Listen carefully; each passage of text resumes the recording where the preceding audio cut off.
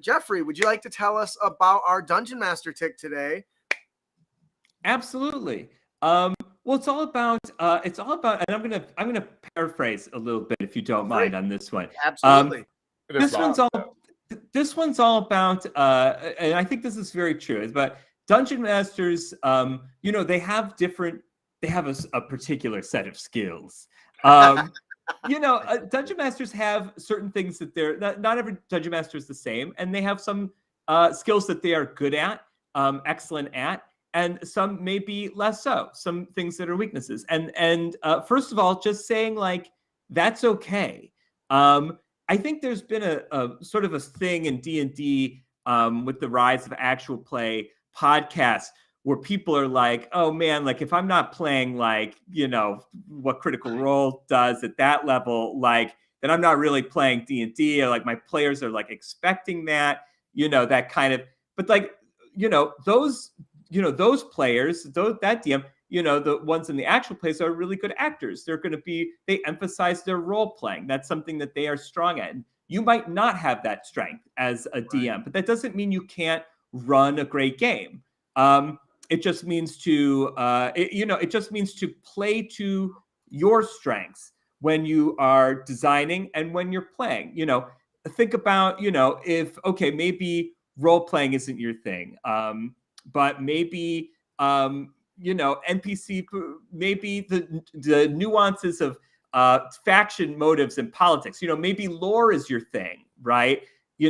So, okay, like, you're going to, you're going to create a very deep world, for your players, like if that's your strength, right? And like lean into that, and that's cool. And your players will appreciate that. But then also, we focus on our strengths and we work on our weaknesses, right? So maybe you're not the best role play, maybe you're not the best role play doing combat narration or NPC personas, voices, or what have you. Maybe that's not your thing. But maybe consider, hanging out with another DM friend, who is really good at that, and like shadowing them or playing with them and watching what they do, getting advice from them. Maybe you even want to go so far as to take like an improv class, like at your local comedy theater, to build up those skills. Absolutely. The other way too, if you're like an actor and you're like worried, maybe I'm not playing, maybe we're not playing close enough to the rules. Maybe we're, you can hit the books. You can read the rules. You can watch YouTube videos. You can work on those things as well. But especially when you're first starting off, like, figure out what are your strengths. And the way I think you determine what your strengths are is you see how your players react to different things, right, that you do at the table.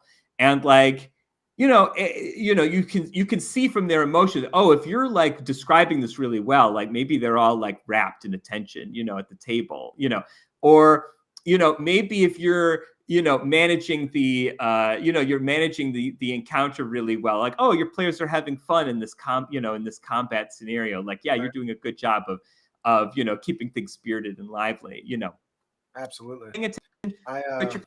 And also asking, like, hey, like, what do you think? Asking your players, feel free to do that. I think that's totally fair. Like, hey, like what's really working for you in the game, and where do you think I could improve? If you're up for that, you could also do it anonymously too, through like a Google form if you were like afraid of like hurting the DM's feelings, But I think that there's a lot of ways that you can get better, but definitely be proud of your strengths. That's what I would say. Be proud of your strengths and lean on your strengths, and work on your weaknesses when you get a chance to help round yourself out.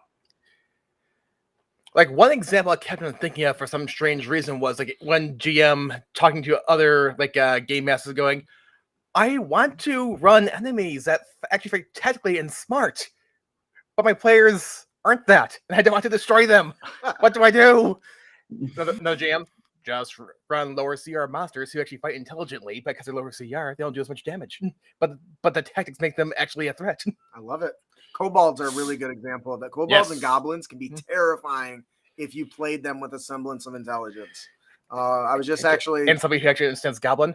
Oh crap! Here comes another avenging party again. You know what to do, boys. I love it. All right, so that'll do it for our Dungeon Master tip. Know your design strengths and styles, unless you've got something to add. There's so quiet over there. Not today. Are really. you feeling I okay? was thinking about our game the other day. Yeah. Because I specifically made that combat as hard as I could. Yeah, how did that go? It's bullshit when you have a paladin who's nothing but crowd control. If Gertrude had gotten a hold of one of you, that would have been done. Unfortunately, But it's it not never how- happened. Yes. I want to quickly highlight this in the chat because I think this is a good point. Believe your players when they say they're having fun. Says getting bad at things. Stop second guessing yourself. And yeah, if you're a DM and you're not confident in your skills, if players say you're having fun, they almost certainly are. I don't ever believe them. No, we want to encourage. We want to be encouraging. I think that's exactly right. Take that praise and run with it. Be proud of it. And it's hard to be a DM, so cut yourself some slack. It's not easy to do it.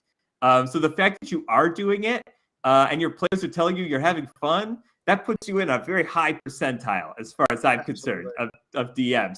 So be proud. Be proud and accept that you can't do everything perfect. That's my That's motto. right.